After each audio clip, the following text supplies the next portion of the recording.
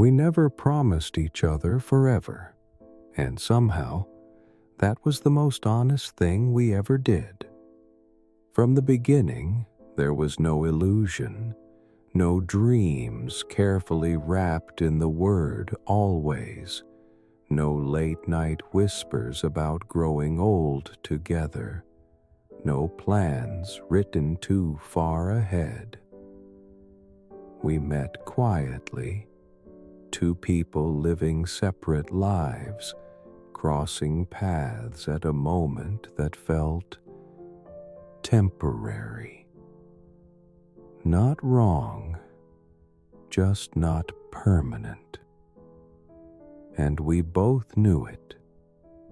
We never said it out loud, but it lived in the space between us. This understanding that what we had was not meant to last forever. Yet we stayed. Not because we believed it would change, not because we hoped time would bend for us. We stayed because, in that moment, loving you felt true. There was a gentleness to us, not the kind that comes from certainty, but the kind born from awareness. When you know something is fragile, you touch it differently. We listened more carefully. We noticed small things. We didn't rush conversations or postpone tenderness, because we understood there would be a last time for everything, a last laugh, a last shared silence, a last ordinary morning. And knowing that made every moment heavier, but also brighter. We didn't fall in love loudly. There was no dramatic spark, no instant recognition, no feeling that the universe had aligned. Instead, love arrived slowly, softly, like light through a window you forgot was open. It showed up in the way you remembered how I liked my tea, in the way you waited for me without asking why I was late, in the way silence between us never felt like distance. Love didn't ask for declarations. It didn't need proof. It simply existed. And for a while, that was enough. Sometimes, I wondered if loving without forever was a kind of courage.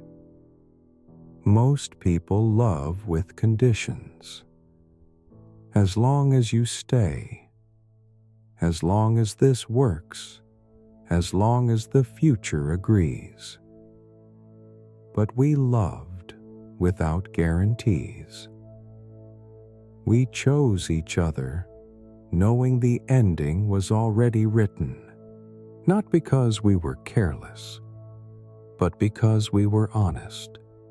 And honesty, I learned, is its own form of intimacy. There were moments when the weight of impermanence pressed against my chest. Moments when I wanted to ask, will you still be here next year? Will we survive this season of change? Will love be enough to keep us? But I never asked, because I already knew the answer, and because asking would have turned something gentle into something demanding.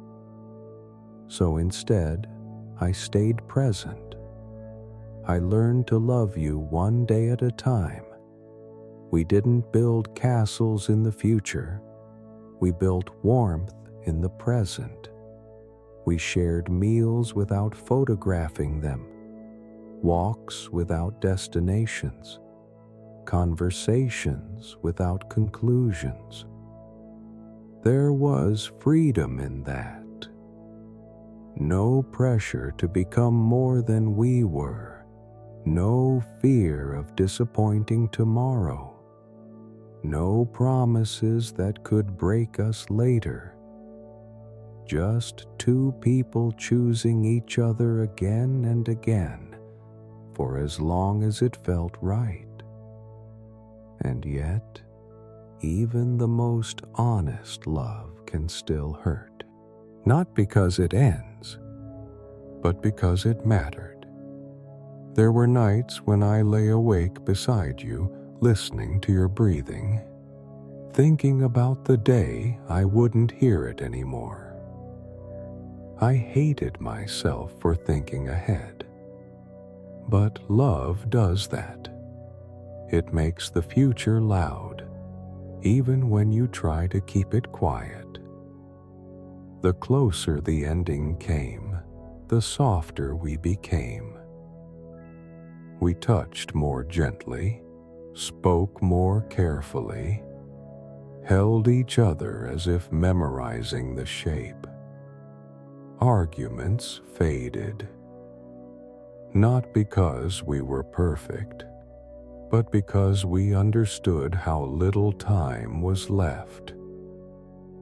Some things aren't worth ruining a goodbye. The day we ended was not dramatic. There were no raised voices, no accusations, no shattered moments. Just two people sitting across from each other, carrying the same sadness in different ways. We didn't say, "I don't love you anymore." We said, "This is where it stops." And that was harder. I remember how quiet it was afterward. Not the silence of emptiness, but the silence of something complete. Love doesn't always end because it fails. Sometimes it ends because it has finished being what it was meant to be. It took me a long time to understand that loving you without forever didn't make our love smaller. It made it precise, contained, honest, true to its nature. We didn't stretch it into something it wasn't. We didn't force permanence onto something meant to be temporary. And because of that, what we had remains unbroken. I don't regret loving you. I don't regret staying. I don't regret leaving. I regret only the moments I spent fearing the end instead of living the love. Because even without forever, love can still change you. It taught me presence. It taught me tenderness. It taught me how to let go without bitterness. Sometimes I still think of you, not with longing, not with pain, just with a quiet gratitude. You were not my forever, but you were real, and you were enough for the time we had. Some loves are not meant to last a lifetime. They are meant to teach us how to love gently, how to hold without owning, how to leave without destroying. And that, I think, is its own kind of forever.